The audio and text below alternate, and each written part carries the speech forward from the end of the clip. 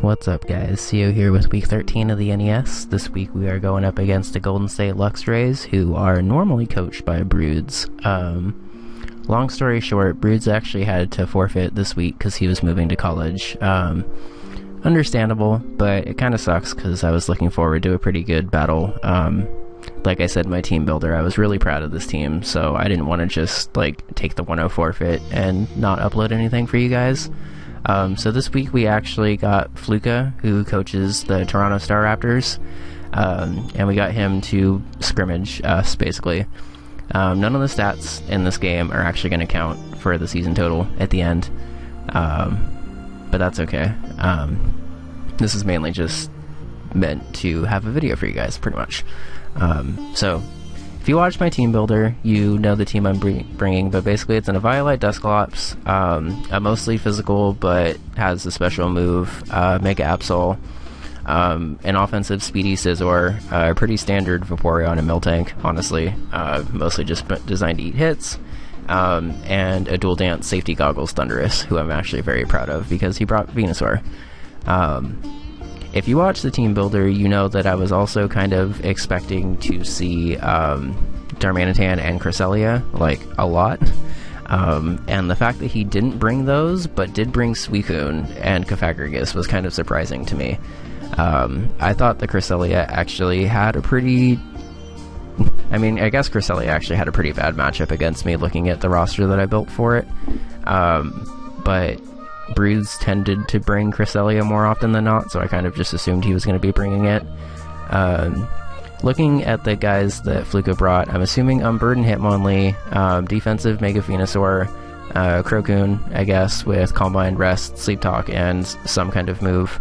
I'm assuming a banded Staraptor. It could be Scarfed, so I'll need to scout for it turn 1. But I'm assuming it's going to be choiced. Life Orb just takes too much recoil. I'm assuming some kind of choiced Reckless set would do quite a lot of work to me, because it did in practice. I'm expecting Fortress to be the kind of standard-ish hazard stacking lead to try to help out his wall breakers a little bit more. And I'm expecting Cofagrigus to be just the physical wall that it is, I guess. So looking at his team build and remembering my practice, I realized the Mega Absol is just generally the best lead here. If he leads Fortress, I can get it down to its Sturdy right away, but he instead leads Staraptor, which is pretty surprising. Tells me right away, I guess, that he's probably choiced. Probably just going to go for a U-turn. If I had to guess, he could just try to nuke me right away. So I make a safe play and just go for Mega Evolve and Protect. This isn't what I brought Protect for, but it ended up working pretty well. So he's going to go for U-turn, try to read the choice item. It was a choice item, and he unfortunately gets a crit there, which is actually kind of a big deal. Like I said, I was an offensive Life Orb Scizor, so scouting that damage, I was able to tell that with a crit he had to have been Scarfed, because the crit band would have done a lot more than that. So at this point I assume he's Scarf, is actually kind of annoying to me because he outspeeds my entire team now. I was hoping to play a little bit of mind games and hope that he brought Band over Scarf, just because a Scarf Thundurus T would have actually outsped a Scarf Staraptor by 1. But he made a decent bring and just kind of said fuck it and brought it anyway. So I have to be careful of that. I also have to be careful of an HP Fire from Venusaur, because Staraptor's U-turn crit, it did just enough damage so I can't live an HP Fire now. HP Fire from a defensive Mega Venusaur does 81 to 98%, I think. So unless he got an absolute min roll, I wouldn't have been able to live it, and even then I would have died to Life Orb anyway. So I'm going to be very careful with that HP Fire and try to scout for it here, switching into Thick Fat Miltank, who again was designed for Darmanitan, which he didn't bring. He goes for a Sludge Bomb. Good play on his part. Doesn't get the poison, which is nice, because I would have died pretty much next hit if that was the case. So I decided to get Stealth Rocks up for Staraptor. I almost said I decided to get Staraptor. I decided to get Stealth Rocks up. They're not going to do quite as much work as I would have liked this week since he didn't bring Darmanitan, but I might as well get them up. either force him to remove them at some point or just do chip damage. Here I'm just trying to stall out Sludge Bomb a little bit. I'm honestly expecting to get poisoned, and I don't. So I instead decided to just kind of sack Miltank right away, because that was kind of what I was going for anyway. So I bring Scizor in with the mindset that if he has HP Fire, he's going to show it now. He's already shown to me that he doesn't have HP Fire, but just because he's hit it doesn't mean that he doesn't... How am I trying to word this? He hit it the first time, but if he has it, he's going to go for it here, because most people don't tend to hide coverage moves like this for a second time. So again, I decided to double out into Karen, and he actually shows the HP Fire here, which is why it's very important to scout, because I would have lost Scizor for no reason, pretty much. So, obviously, I'm not leaving Vaporeon in against a Mega Venusaur, because it's going to go for a Grass-type move. Knowing that, I switch into Thundurus, because if it's a Powder move, I actually get away without any damage here. It's not, unfortunately. And doubly unfortunately, he seems to be pretty specially defensive, because HP Flying was supposed to do a lot more than that. Seeing that it's not a 2-hit KO, I'm glad I didn't go for a Nasty Plot turn 1 like I was debating. I got to scout his damage and realize that he's a lot more specially defensive than physically defensive, so Scizor will pretty much guaranteed be able to OHKO with Aerial Ace. Predicting the Sludge Bomb to kill me, I decided to double back into Scizor, and it's at this point that I realize I kind of have to make a play, because everything on my team is getting Sludge Bombed by this Venusaur. I realize he's very, very, very specially defensive, which probably means that he didn't invest a lot in speed. Like, if he did, it was probably only like a couple of EVs or something. Since I EV'd this to outspeed, I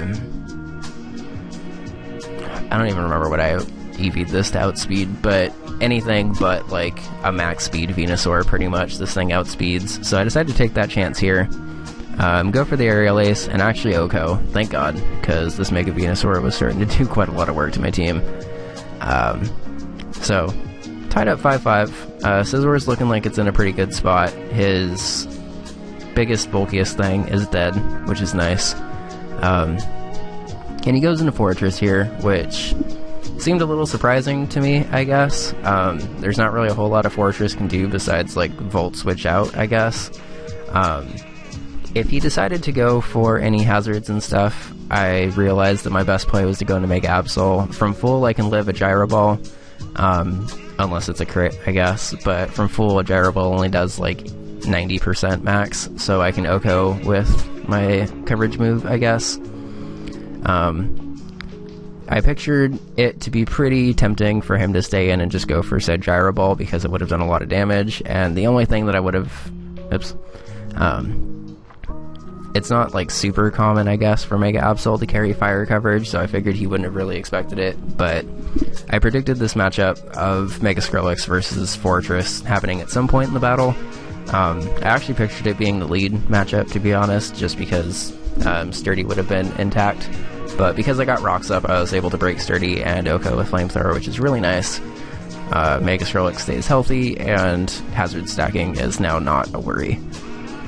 So back to turn 1, I just protect, and he goes for Heat Wave here, which is pretty surprising. I'm glad I didn't just double into Scizor like I was originally going to. He can't go for Double Edge because I have Dusclops in the back, and he doesn't want this thing, or anything on his team, really getting burned. So he has to go for Heat Wave, because otherwise I'm just going to go straight into Scizor. I didn't even know Staraptor got Heat Wave, if I'm being honest. But he reads my Vaporeon switch here and switches into Suicune to get a Toxic off on it. Outside of that, I'm not really very worried about that thing, to be honest. I could have gone for a Toxic there myself, but I figured he probably was the Crocoon set based on how he'd been playing it so far.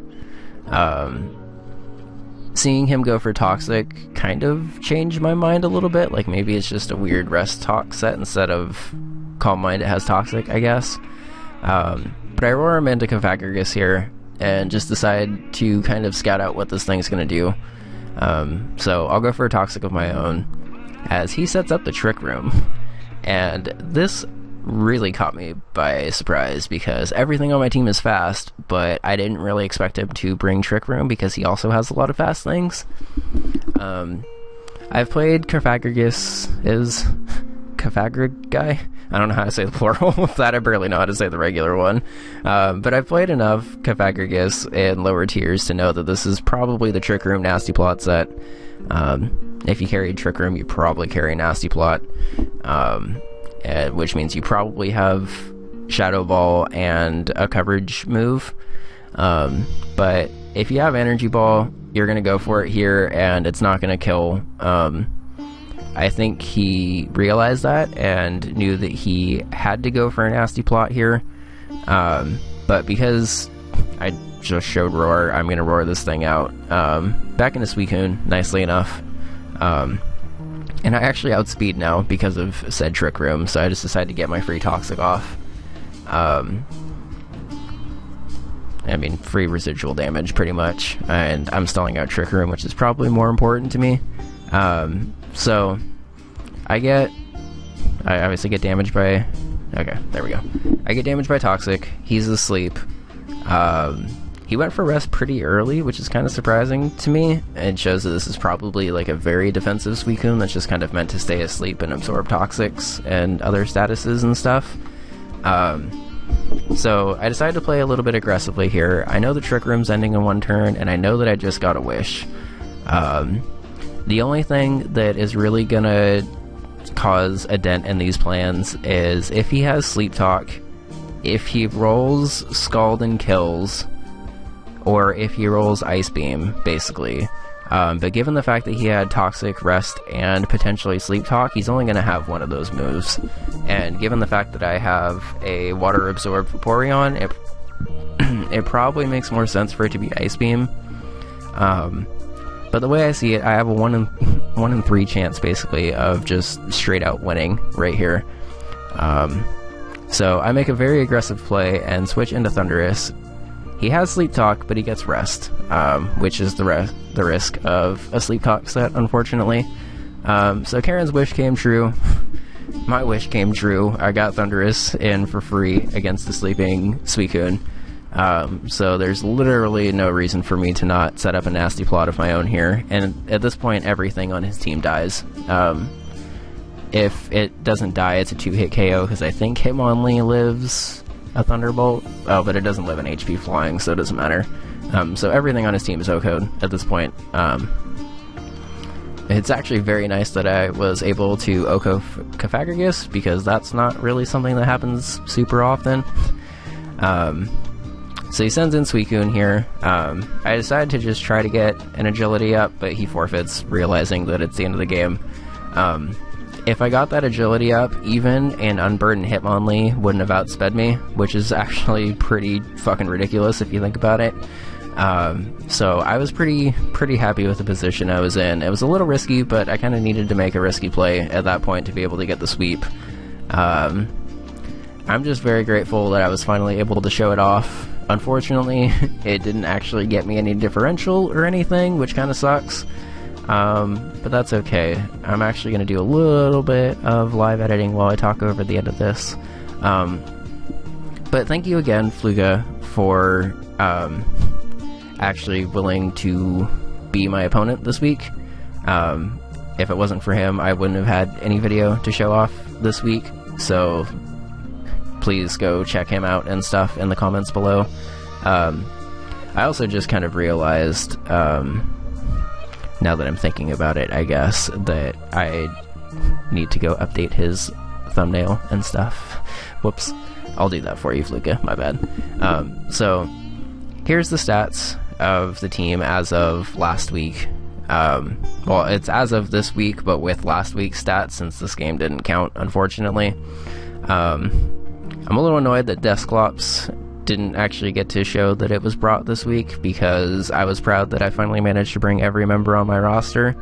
That was something that was pretty important to me. I just wasn't really able to ever work Armaldo or Xatu into a team.